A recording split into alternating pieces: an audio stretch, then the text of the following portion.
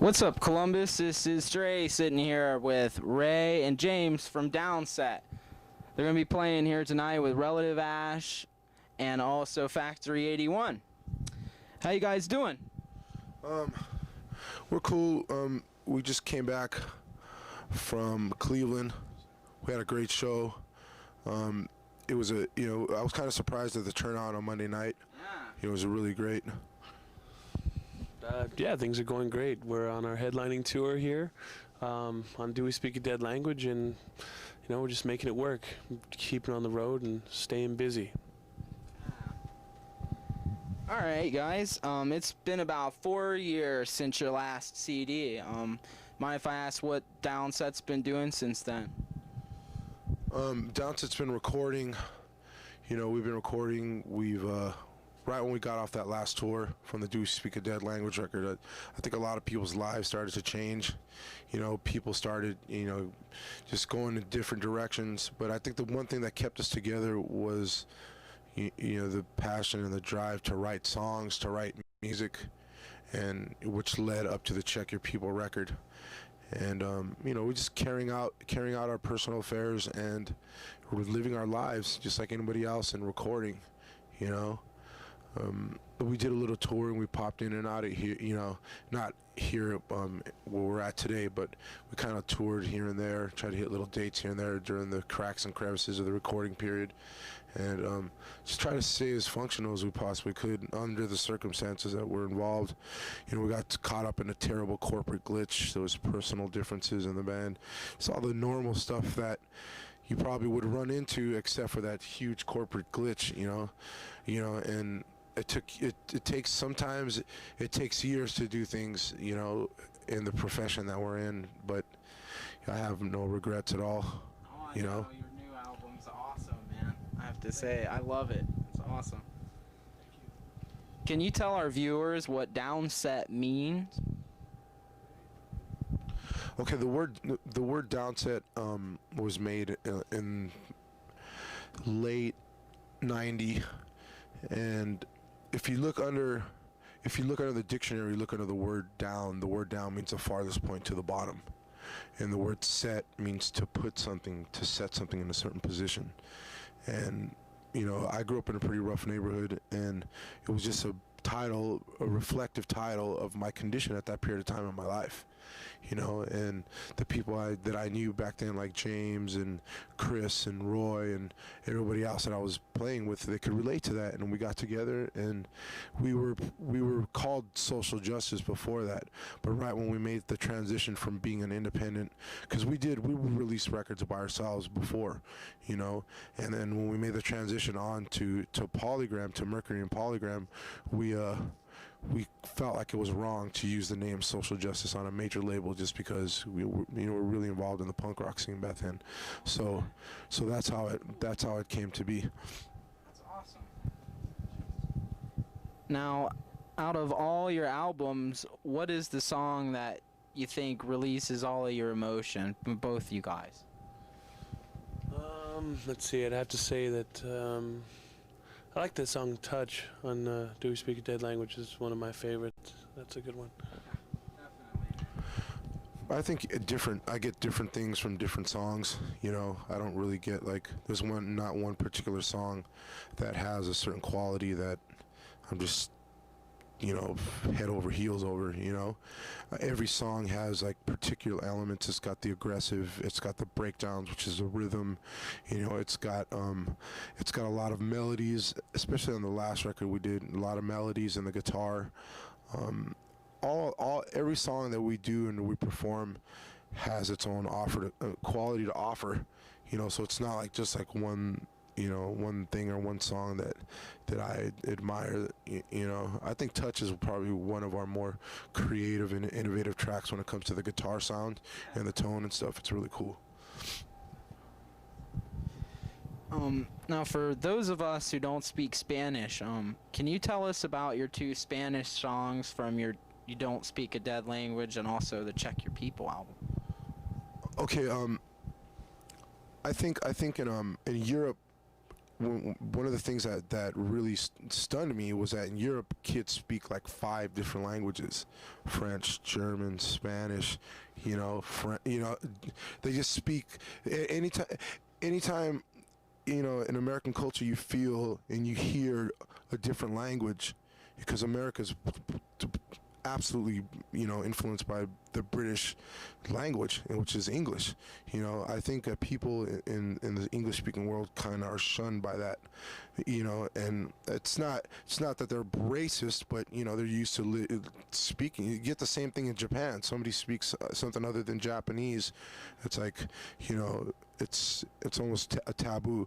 So music has always been a way to build bridges to people for me, and most of the people who are buying downset records, are probably white middle class kids. Most of the people who are coming to the shows are probably white upper middle class kids that can afford to buy a CD that's worth $15. So with the Spanish language, the whole purpose behind the songs is to build bridges to them. So hey, I'm not going to feel funny if somebody speaks a different language to me at the store or something, because I play the different language in my home. So what it does is it, the English-speaking world and the Spanish-speaking world are very different, but they're very similar. And the purpose of these songs for me is just like, I feel like since I do speak both English and Spanish, that it's just a natural part of my artistic, artistic expression. If I spoke, German, then I'd write songs in German too. If I was German, but I'm not. I'm Spanish Mexican.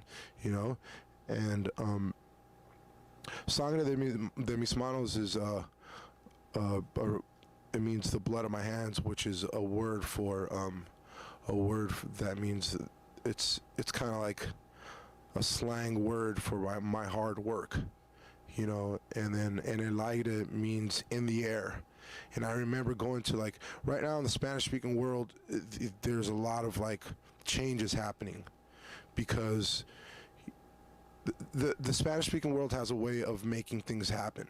There's a civil war in Mexico right now. It's been going on since like '94, and that's the country right next to us. It's right next door to us. So it's like, but no, there's things happening. People are fighting. People are trying to fight for what's right in the Spanish-speaking world right now. They're tired of these totalitarian, right-wing puppets, Wall Street puppets. They want to see the farmers. That's the things. Those are the things that the American culture and the Spanish-speaking culture have in common. The farmers, and the working class farmers in the United States, they've struggled hard to get a lot of the rights they have. And then something like the North American Free Trade Agreement comes across and just wipes it out for both sides of the fence. And and Elida means that there's something in the air. It means there's something in the air.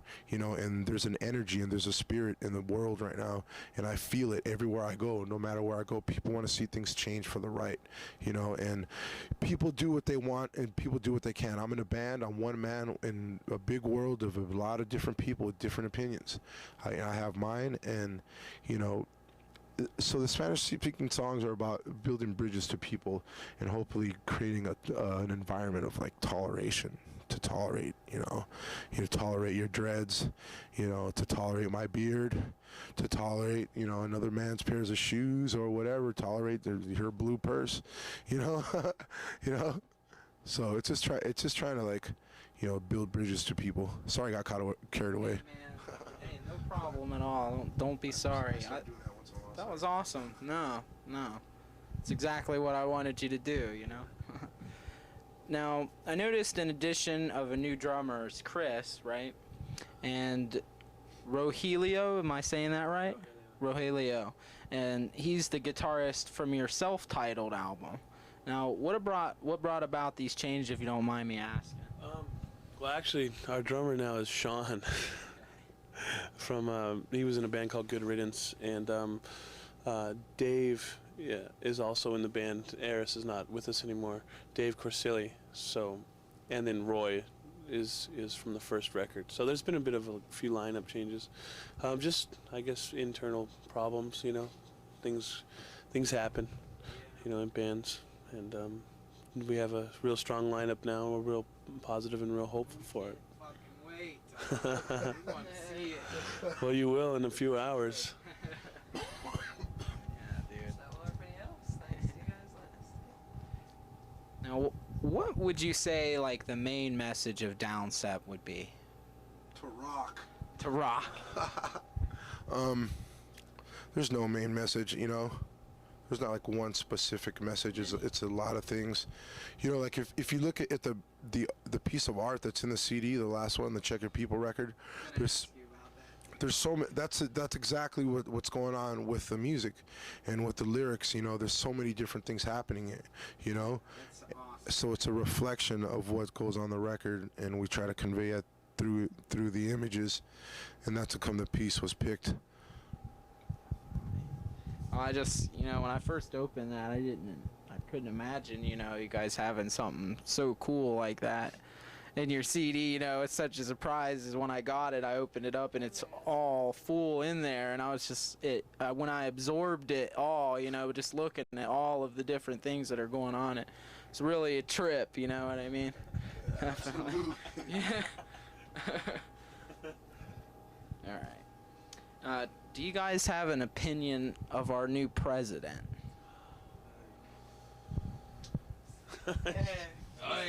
Vote for Nader. No, but like father, like son. Yeah. I feel that living in America, we have a lot of privileges. You know, we got a video camera. I can perform every day. You know, I'm making some money. You know, we have privileges, and I'm thankful for those privileges. You know, I spend a lot of time in Mexico because I have family there, and I see the way they live. It makes the projects in the Bronx look nice. You know, and it's really hard living in different countries. So we have a lot of privileges here, and you know, I have my opinion on the Bush family and their involvement in our government, and they're just like anybody else. They have their hands dirty, you know, in a way or two. They got their skeletons in the closet. They just have more responsibilities than most people, you know, and I'm just kind of upset at the whole. You know, everything, just seeing that this election was just so blurry. It just so many laws and clauses. But I think what's good was that the American people began to see how many holes and how many loopholes we have in our legal system. You know, and not see the thing. That's only for the people who care. Most people don't care, you know, but for people like us who want to be conscious about our environment and the society we live in, you know, we go through those steps in order to understand, you know. So I wish well for the nation, you know. What can I say? You know, I hope things go good for us, and I hope he does a good job. You know, I'm not going to agree with everything the man says or does, but I hope he keeps his country in a healthy state, because, you know, we need it. Yeah. You know, any nation needs it. Now, what would you guys say to someone that said you were part of a fad? I'd say you're full of shit. Because we've been around before the fad, not to, you know, boast, not to like stroke our egos in this thing, but it doesn't faze me at all. You know, being in downset, you hear a lot of things like, oh, you're biting off this band, or you're trying to be influenced by this or that. But you know what, guys? We've been around so long that, you know, if you know anything, you know that we never step to anyone's beat. You know, we've Back in '94 when I was a senior in high school. Right. So, I mean, say what you will, and, you know, it's always easier to classify bands and put them in groups. I do it, you know, probably when I shouldn't. So I'm just as guilty as the people who say that downset's part of, like, this rap metal thing, which, hey, if that's your thing, call us rap metal. But we've been around. We're going on 11 years now, and Ray's been in it longer. Probably like 13 or 14, 15 years. So yeah, it's we were here before the beginning, and that's all I gotta say. And hey, we're here. Oh yeah, man. How is Epitaph treating you guys rather than your old label, Mercury? Epitaph Recordings is a great place, I think, for a band like ours. You know, we dabbled in the major label circuit for years and years and years, and you know, we just were a part of the circuit in the industry when it was going through this tremendous change. I think commerce in general is just changing, you know, because of technology, you know, and you know, we were involved in an industry where they downsized and they, you know, they got rid of people, and we got caught in it, you know. So being on this label, it's a give and take situation, and they've been pleasant to us. You know, I have no complaints. You know, they've given us, you know, a fair chance. And it's because we have, I think it's both not only a business issue, but it's kind of personal for us because we've known these people for years. We have personal friends there, you know, so everything just started to bridge together and to be right. And Epitaph Records has an interesting environment because it's still got that raw street underground, like the people we know, like at that label, and the musicians that they know in Los Angeles, like, you know, it's just so raw and underground, you know. Yeah. And but it also has that professional momentum about it. They sell records. They sell a lot of records, you know. They've sold millions upon millions and millions and millions of records, you know. So it has both qualities, which I think is good for a band like ours, and they're great. Yeah, well, Epitaph's been real good to us. It's more like a family than it is a label, because it's good in a lot of ways, and you kind of have to readjust your approach in some way. It's still a corporation. You're still dealing with the corporate aspects, but it's very personal, and it feels more like you could talk to them as friends. So we're real happy with Epitaph. That's awesome. What are some CDs from 2000 you guys would recommend? Let's see, Sade's newest one that came out at the end of 2000. That's real good. The Frank Sinatra box set, the 20 CD box set. Jeez, that's who can afford that? I know. Oh, I see. I manage a record store back home too, so that's I'm getting. You sell your own CDs all the time. Yeah, awesome. all the time. Yeah, we also got a website out of there where I do radio DJing. It's a radio station on the net, www.backsideair.com, so check that out. But as far as CDs from 2000, wow, there were so many good ones. The latest Fu Manchu, I really liked. There was a lot of really cool punk reissues, like DOA. The first DOA albums were reissued. But hey, what about you, Ray? Lovers rock. Sade, she rocks. She just rocks. That's it. Sweet. Now, I noticed you guys worked on a song with Shooties Groove a while back. Do you remember that? I don't think we ever really worked on a song with them. It was a 7. Oh, okay, because, like, I got your press kit, and it had, like, it must have been unclear, because it said... Yeah. It said with Shooties Groove on there, and I'm like, oh, well, I haven't heard that. The other side with Shooties Groove. Oh, okay.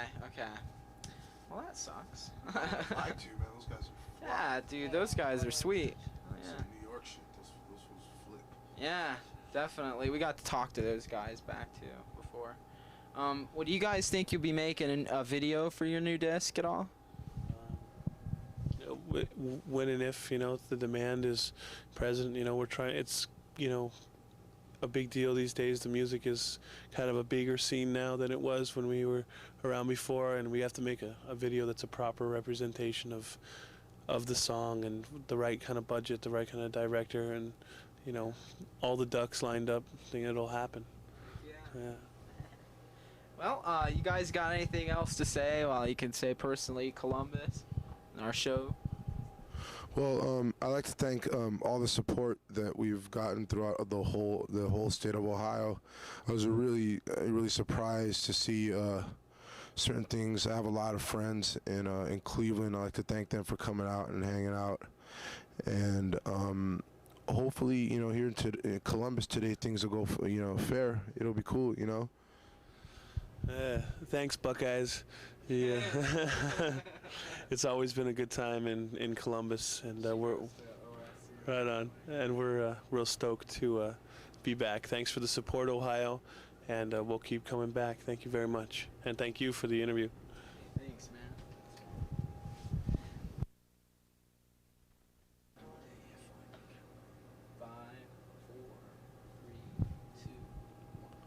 This is Ray.